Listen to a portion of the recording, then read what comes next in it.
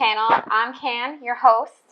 The reason I'm making this channel is because when I was a plant newbie, I had no idea what I was doing, and it wasn't until I discovered the wonderful world of plant YouTube that I started to turn things around and have my houseplants thrive. So, starting off today with my top 10 things I wish I knew when I was a new plant parent. Number 1. When it comes to watering your plants, it's much better to underwater them than it is to overwater them. Overwatering is the number one reason for plant deaths. If you overwater, what's going to happen is you will create root rot in your plant. It will rapidly deteriorate, get yellow leaves, and die. If you underwater your plants, they're typically much more forgiving. They might show brown tip leaves, they might show curling of the leaves, and then you'll kind of know my plant's thirsty. Let me give it a drink.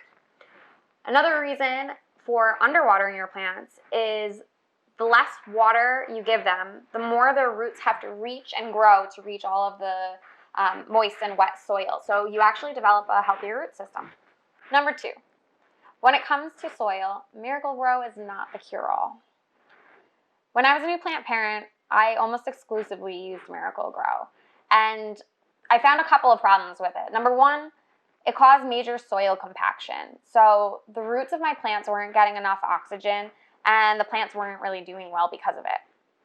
Number 2, I had a major fungus gnat issue, and that could have been because of the compaction. The soil wasn't able to dry out. If you keep moist soil, you have more of a risk of having fungus gnats. Or it could have been the way that they were storing the Miracle-Gro bags. Still don't know, but I'm not the only person with that issue.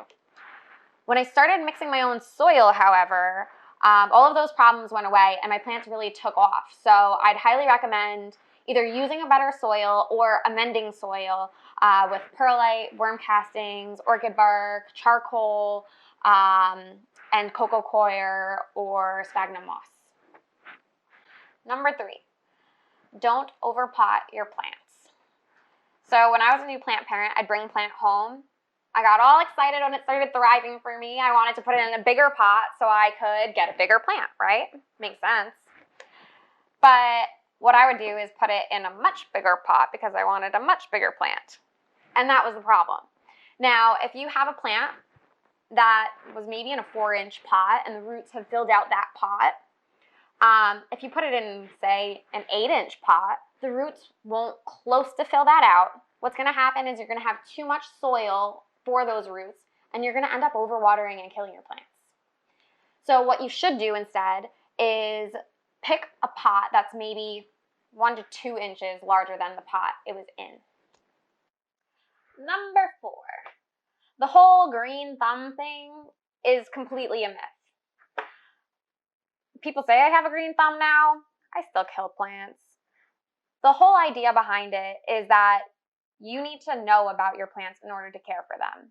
You could possibly go to the store, buy a plant, and be really successful and have it thrive for you and not know anything about it.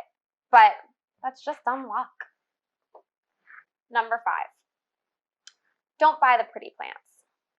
What I mean by that is you go to the greenhouse, you're looking around, you get starstruck by the most beautiful plant that you've ever seen, and you go home with it even though you don't know anything about it. Don't do that. I've done that a lot, and then I come home, I have no idea this is a super high humidity loving plant, and I just don't have that type of environment. No, God! No, God, please, no! No! No! No! So what's going to happen is that plant's going to look really crinkly and brown and ugly. So don't do that. Number 6, use your resources. You have all of these things at your fingertips, especially with technology today. I had no idea what was available to me. I used to just search things on Google. Yellow leaves on plants, brown tips on plants. But the problem with Google is that Google is just going to give you really ambiguous answers. They might say that you're overwatering, and in the next sentence say maybe you were underwatering. But it wasn't until I discovered Plant YouTube, or Plant Tube, if you will, that I really started learning, because I was learning through other people's experiences. So if you have a plant friend you could learn from, or maybe you could learn from the people at your local greenhouse or nursery, or Plant Tube. It's a great place to learn. Number 7, don't be afraid to clip or snip your plants. Plants are fun. Use them as experiments.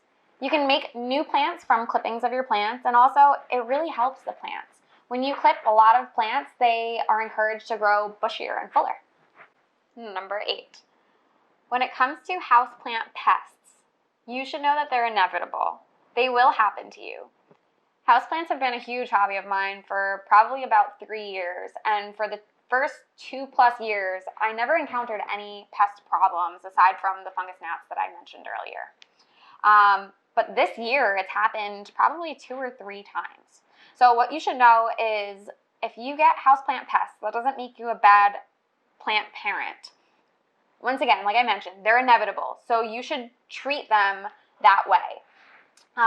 Instead of being shocked at their sudden arrival, you should be prepared and know how to handle them. And that includes making, maybe spraying neem oil or insecticidal soap. You should make that part of your regular house plant care. Number 9, listen to your plants. Listen.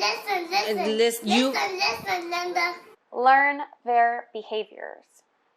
Once you've had a plant for a while, you'll kind of just be able to look at it and know when it's thirsty.